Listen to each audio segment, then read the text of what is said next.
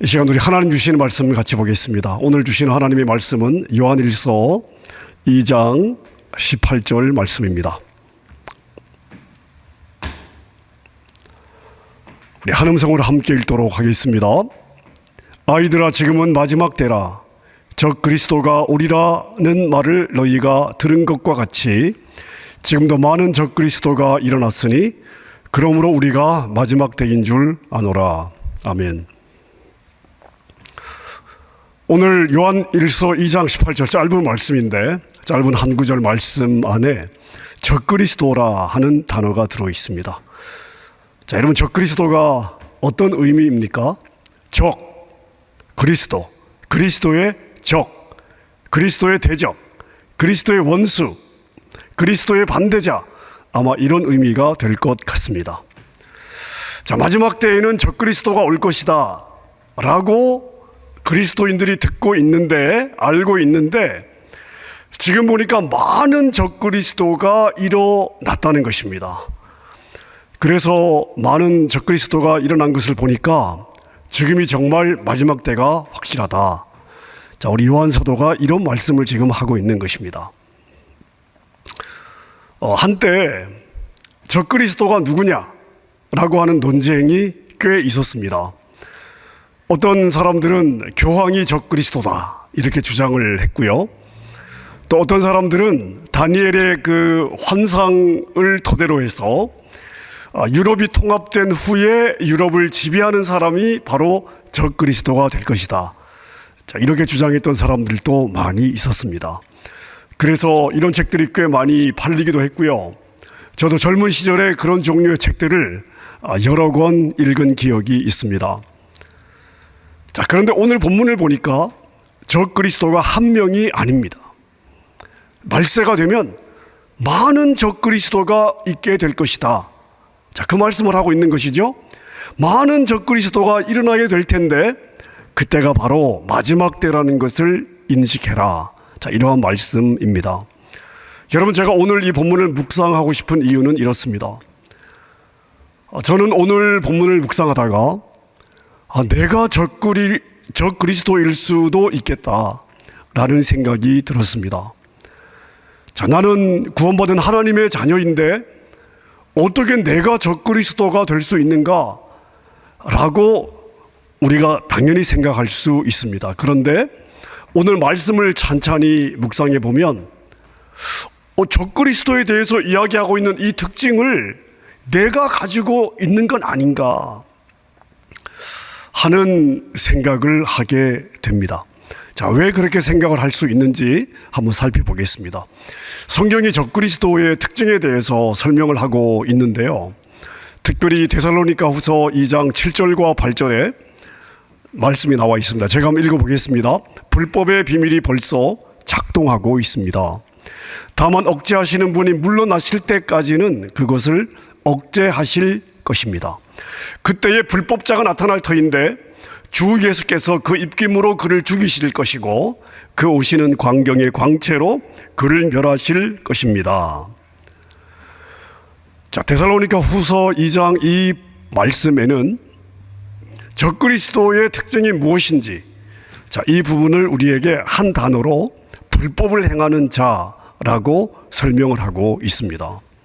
자, 누가 적그리스도냐? 불법을 행하는 자다. 불법을 행하는 자가 바로 적그리스도다. 자, 이게 데살로니가 후서의 말씀입니다. 자, 여러분, 불법이 무엇입니까? 자, 다들 개념이 있으시죠? 자, 불법이란 법을 어기는 것입니다. 법에서 하지 말라고 한 것을 하는 것이 바로 불법입니다. 자, 그래서 우리가 크게는 사람을 죽이는 것, 강도질하는 것, 도적질하는 것, 자, 이런 것들이 다 불법입니다. 우리 일상생활을 보면 교통법규를 어기는 것, 자, 이런 것들이 다 불법이라고 할 수 있습니다. 자, 그런데 성경이 말하는 불법은 조금 다른 개념을 가지고 있습니다. 자, 요한일서 3장 4절을 한번 보겠습니다. 죄를 짓는 자마다 불법을 행하는 사람입니다. 죄는 곧 불법입니다. 자, 이렇게 되어 있습니다. 자, 불법이 죄라고 이야기를 하고 있습니다. 불법을 행하는 자가 죄를 짓는 자가 불법을 행하는 사람이라는 것입니다. 불법 이꼬르 죄. 자, 이렇게 이야기를 하고 있습니다. 자, 그런데 불법으로 번역된 이 불법이라는 단어의 헬라어를 보면 아노미아라고 되어 있는데, 이 아노미아의 의미는 불법이라기보다는 무법이라고 번역을 해야 더 정확한 번역입니다. 자, 여러분, 무법이 무엇입니까? 무법. 자, 법이 없다는 것이냐? 법이 없다는 것을 의미하느냐? 아닙니다. 자, 이 요한일서 이 구절에 대해서는요, 새생명반을 예전에 하신 분들은 제가 설명을 했던 기억이 있습니다. 자, 그리고 그때 무법이 어떤 의미인지를 설명드리기 위해서 제가 사용했던 예화가 있습니다. 기억이 나십니까? 자, 우리 옛날 서부 영화를 보면 황야의 무법자, 자, 이런 영화가 있었습니다. 황야의 무법자. 말 타고 다니면서 이제 총싸움하는 그런 사람들이죠. 자, 그럼 제가 여러분에게 한번 질문을 드립니다. 황야의 무법자에게는 법이 있을까요? 없을까요? 네, 강의가 기억나시는 분들은 당연히 답을 아실 것입니다. 황야의 무법자에게 법이 있느냐, 법이 없느냐? 황야의 무법자에게도 법이 있습니다. 누가 법입니까? 자기가 법입니다. 그래서 누굴 죽일 것이냐? 자기가 결정합니다. 몇 명을 죽일 것이냐? 자기가 결정합니다. 어떻게 죽일 것이냐? 자기가 결정합니다. 자, 무법자는 법이 없는 사람이 아닙니다. 자기 법대로 사는 사람이 바로 무법자입니다. 자, 근데 성경은 이게 바로 죄의 본질이다라고 말씀하시는 것입니다. 자기 방식대로, 자기 식대로, 자기 생각대로 살아가는 사람, 이 사람이 바로 무법자다. 이게 바로 죄의 본질이다 라고 말씀을 하시는 것입니다. 여러분, 적그리스도는 그리스도를 대적하는 그리스도의 원수입니다. 자, 예수님의 원수면 당연히 우리 모두의 원수가 되는 것이죠. 우리가 주님을 사랑하니까. 자, 그런데 누가 적그리스도인가 보니까 불법을 행하는 자들이랍니다. 자, 그런데 불법이 뭔가 하고 보니까 자기가 말하고 싶은 대로 말하고, 자기가 행동하고 싶은 대로 행동하고, 자기가 살고 싶은 대로 살아가는 것이 바로 불법인데, 이게 바로 죄의 본질이고, 그렇게 살아가는 사람이 바로 적그리스도다라고 성경이 이야기를 하고 있는 것입니다. 자, 여러분이 예수님을 믿노라 하면서도 내 생각대로 살고, 내 방식대로 살고, 내 고집대로 살고 있다면 지금 여러분은 적그리스도의 삶을 살고 있다, 그렇게 보셔야 되는 것입니다. 내가 말로 아무리 예수님을 섬겨요 해도 실제 삶으로 내가 내 방식대로, 그냥 내 식대로, 내 생각대로 살고 있다면 본질적으로는 예수님을 대적하는 적그리스도의 삶을 살고 있는 게 되는 것입니다. 자, 우리가 사는 이 시대가 포스트 모던 시대입니다. 자, 포스트 모던 시대의 가장 근본적인 이슈가 무엇이냐? 네가 하나님이다. 너도 하나님이 될 수 있다. 그러니 네가 하고 싶은 대로 해라. 그게 정의고 그게 옳은 것이다. 자, 이게 포스트 모더니즘의 가장 근본적인 사상입니다. LGBT, 동성애, 이 모든 이 흐름이 결국 다 이겁니다. 네가 하고 싶은 게 옳아. 네가 하고 싶은 대로 해. 네가 하고 싶은 대로 하는 걸 누가 말리겠어. 자, 이게 우리가 살고 있는 이 시대 가장 밑바닥에 흐르고 있는 아주 근본적인 사상입니다. 제가 예전에 책을 읽다가 기절하는 줄 알았습니다. 아니, 사실 뭐 어떻게 보면 당연한 내용인데 저는 상당히 충격을 받았습니다. 사단교에서 사탄교, 사탄을 예배하는 교죠. 자, 사탄교에서 사람들에게 가르치는 첫 번째 명령이 무엇일 것 같습니까? 자, 사탄교에서 사람들을 가르치는 첫 번째 명령, 사람을 죽여라, 사람을 속여라, 사람을 빼앗아라. 그럴 것 같지 않습니까? 자, 그런데 그게 아닙니다. 사탄교의 첫 번째 가르침은 뭐냐면요, 당신이 하고자 하는 것을 해라. 당신이 하고 싶은 것을 해라. 이것입니다.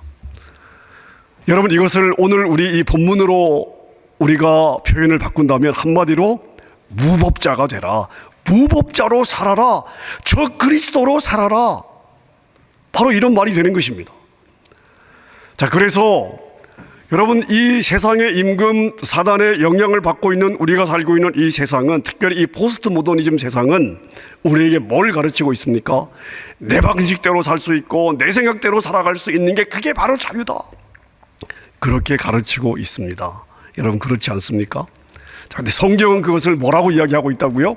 그게 바로 죄다, 그렇게 살면 무법자의 삶이고 그게 바로 적그리스도의 삶이다, 이렇게 말씀을 하고 있는 것입니다. 사단이 하와에게 다가와서 뭐라고 속삭였습니까? 동산 한가운데 저기 선악과라고 하는 실과가 있지, 하나님이 먹지 말라고 한 저거 말이야, 하나님은 먹지 말라고 했지, 먹으면 죽는다고 했지, 그거 다 뻥이야, 뻥. 왜 먹지 말라고 했냐 하면 네가 저거 먹으면 하나님처럼 되기 때문에 그런 거야. 그래서 못 먹게 한 거야. 근데 사실은 네가 저 선악과 먹으면 죽는 게 아니야. 오히려 네가 하나님처럼 되는 거야. 저거 먹으면 네가 하나님이 되는 거야. 그러니까 괜찮아, 먹어, 그냥 먹어. 여러분, 결국 뭐라는 것입니까?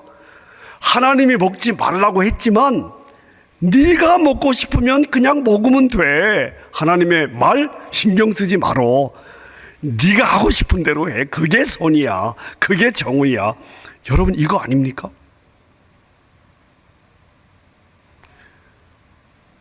사단은 지금도 우리의 귀에 하나님의 말씀, 그걸 왜 네가 그렇게 신경을 써야 되니? 무시해, 필요 없어, 신경 꺼.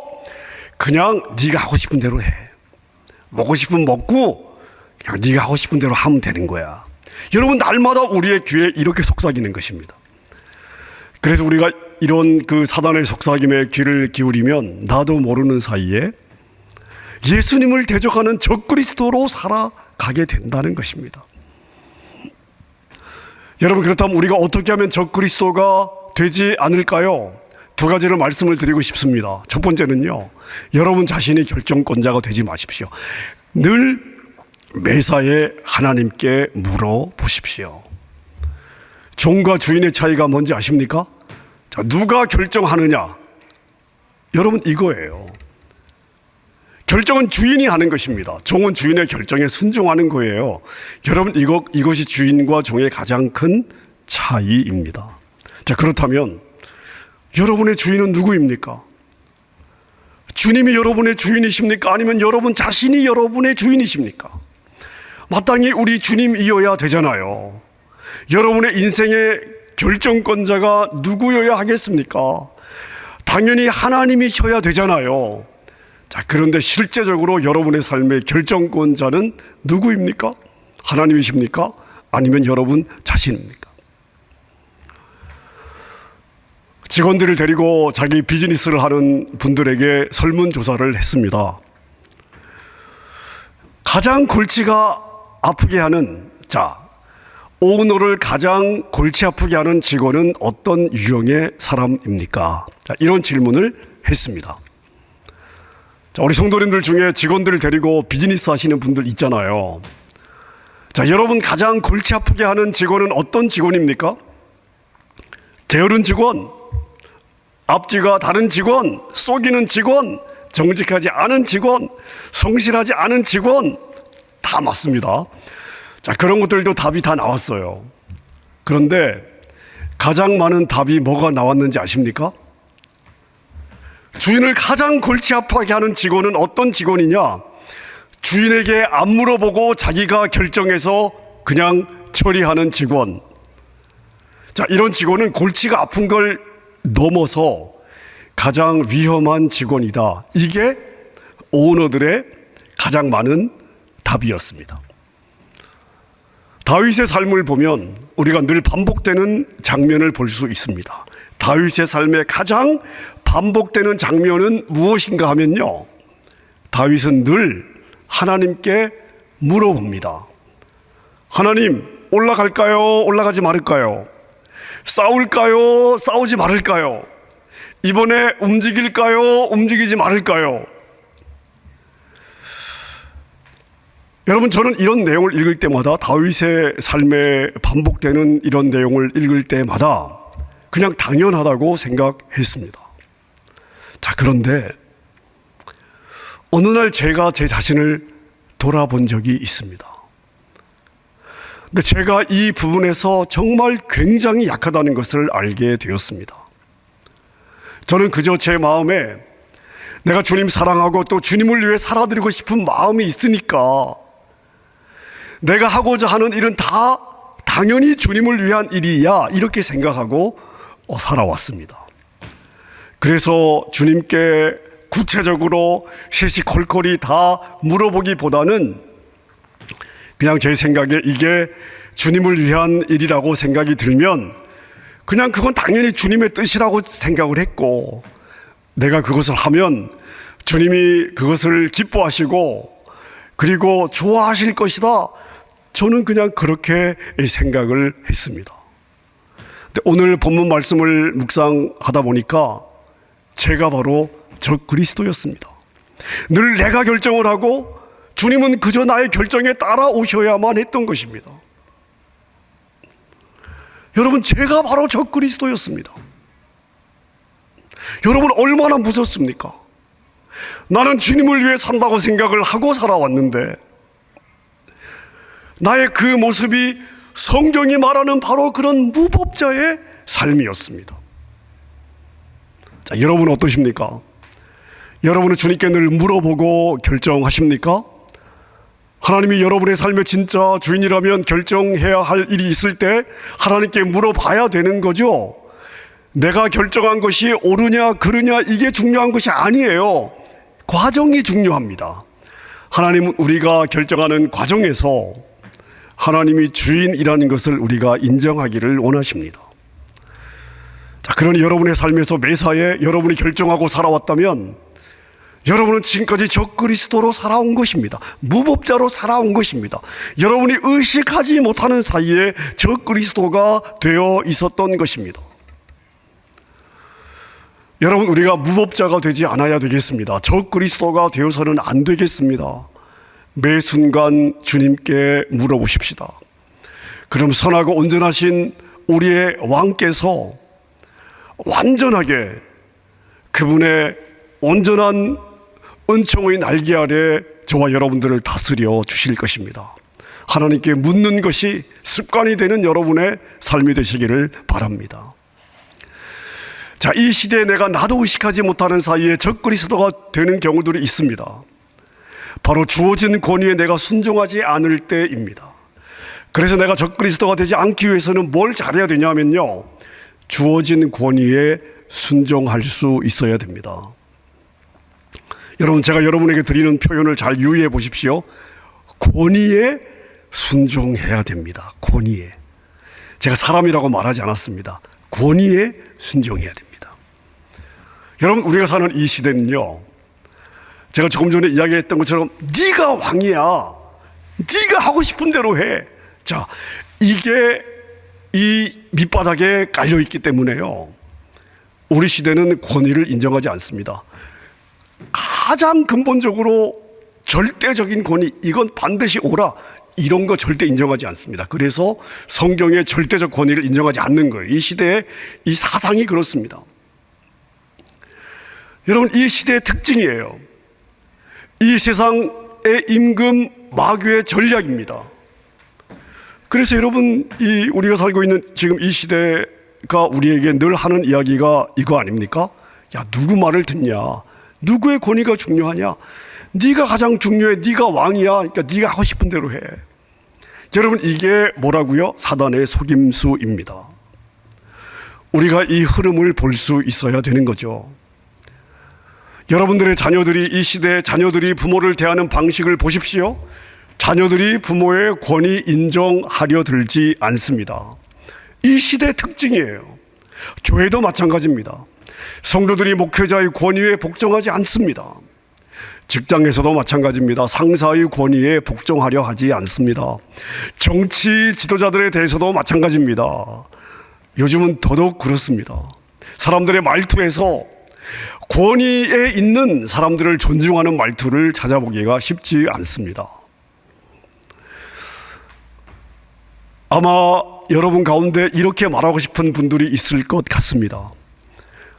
그래, 저 사람이 그 포지션에 있기는 하지만 내가 존경할 만큼, 내가 권위를 인정해 주고 싶을 만큼 저 사람에게 자격이 없어요.